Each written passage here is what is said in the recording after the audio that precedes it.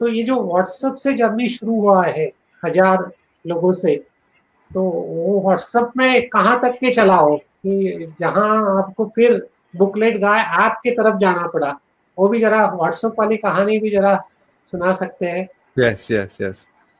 सो 1 महीने के अंदर अंदर मेरे व्हाट्सएप पे 50,000 लोग हो गए। तो बहुत ओ, मज़ा आ रहा था। हर हफ्ते में नई बुक पढ़ूंगा, उसकी समरी बनूंगा और हर बुधवार को उसकी समरी व्हाट्सएप पे भेजता था। और फिर अचानक एक दिन मैंने एक सर्वे लिया और 1,000 लोगों को पूछा आउट ऑफ 50,000, क्या तुमने मेरे पिछले हफ्ते की समरी पढ़ी? 80% लोगों ने बोला कि नहीं, नहीं पढ़ा हमने, ओके, मैं बिजी था, अच्छा, मैं बीवी के साथ बिजी था, मैं बॉस के साथ बिजी था। एकदम कैजुअल आंसर्स दे रहे थे। तो मुझे बहुत बुरा लगा कि अरे नंबर्स तो बढ़ रहे हैं, मतलब सिर्फ हाँ नंबर्स बढ़ हाँ, रहे थे, सब लोग एक दूसरे को शेयर कर रहे थे, कोई खुद नहीं पढ़ रहा था। तो मिशन मेक इंडिया रीड ऐसा कुछ नहीं हो रहा था और बहुत मायूस हो हम्म, गया मैं।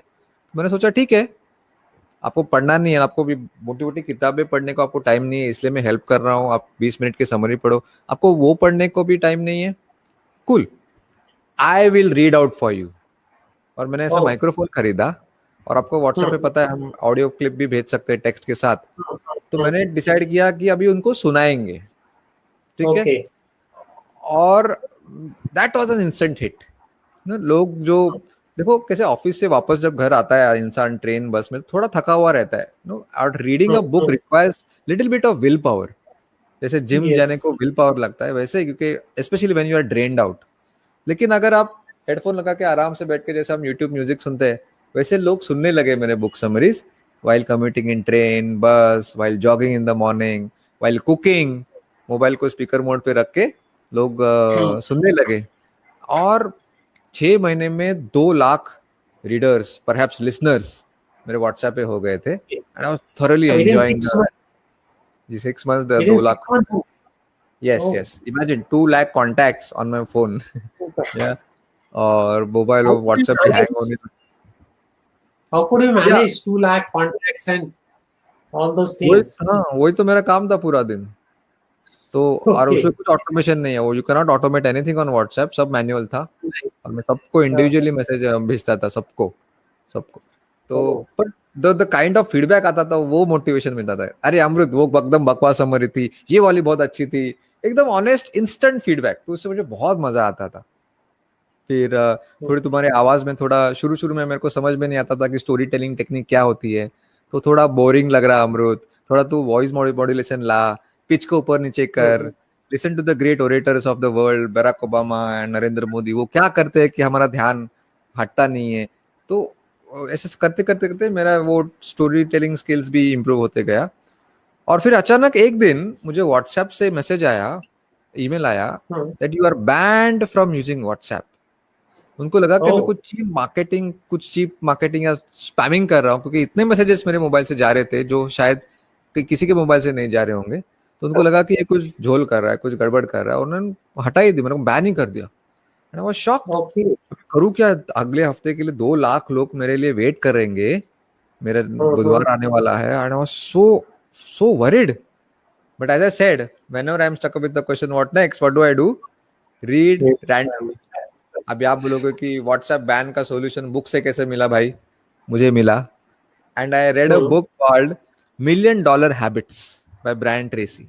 नाम देखो, Oh, million dollar habits. And author says, what is the opposite of worry? चिंता। चिंता का अपोजिट क्या है? तो he says the opposite of worry is taking action. अब कुछ तो करो, बड़ा काम छोटा काम, और सही गलत मत सोचो, take some action. Because if you take action, it may not guarantee that your problem will be solved, but at least you will get busy in taking action and you'll stop worrying। क्योंकि worry करने से तो कुछ होने वाला नहीं है। तो मैंने सोचा मैं क्या कर सकता हूँ।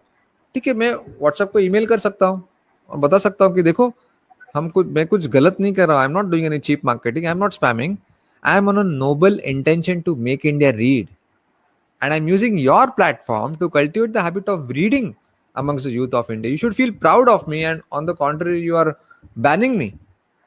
And see the power of small action। कहाँ वो 7 समुंदर पार कंपनी, मुझे पता नहीं कैसे लोग हैं, they took note of this email and within 1 week they lifted the ban। oh, They said that for your cause we are putting this as an exception. I mean, can't believe that small actions and big results.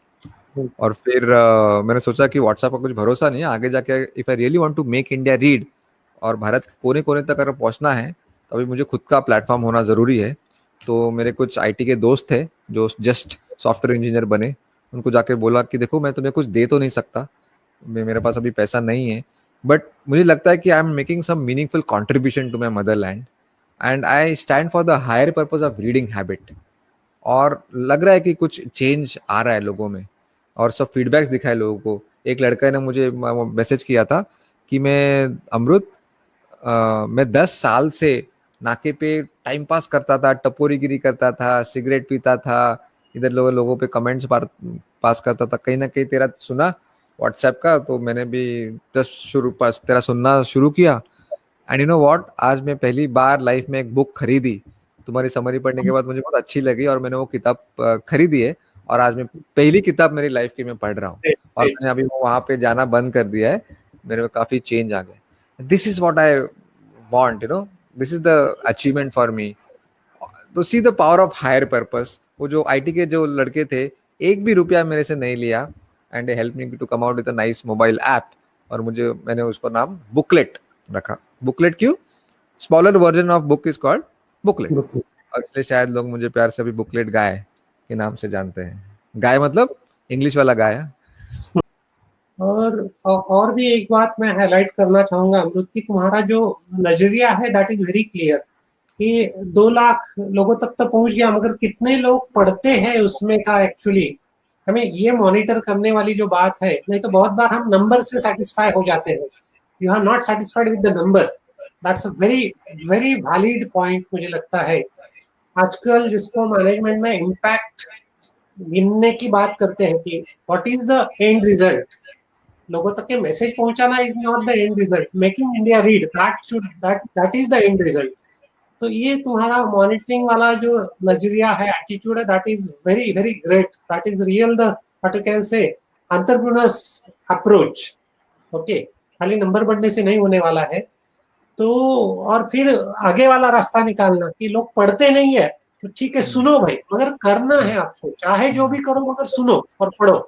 मैं उसके लिए जो चाहे वो करने को तैयार हूँ. ये जो अप्रोच है, प्रोएक्टिव अप्रोच जिसको हम बोलेंगे, सो this is the right approach for any business actually if you want to do.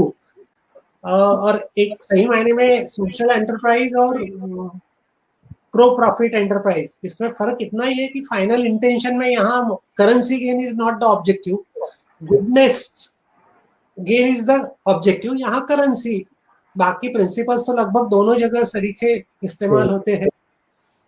और मुझे लगता है जो भी लोग सुनने वाले हमारे युवा मित्र हैं जो चाहते हैं स्टार्टअप या ऐसा कुछ करे, तो उनके लिए मेरे ख्याल से मतलब अपार्ट फ्रॉम द बुक और ये सब अमृत का तो है ही है, but from the point of view of business I should say कि ये कई सारी जो अदरवाइज भी स्कूल में पढ़ाए जाने वाले प्रिंसिपल्स है, थियरी, ये इसका प्रैक्टिकल हमको ये सब स्टोरी में से समझ में आता है. That's why I am just highlighting the things.